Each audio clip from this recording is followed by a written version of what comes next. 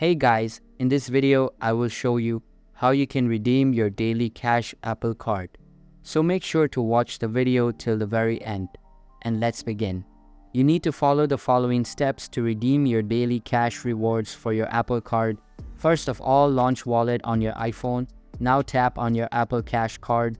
Then tap on the More button. It has 3 dots with a black background.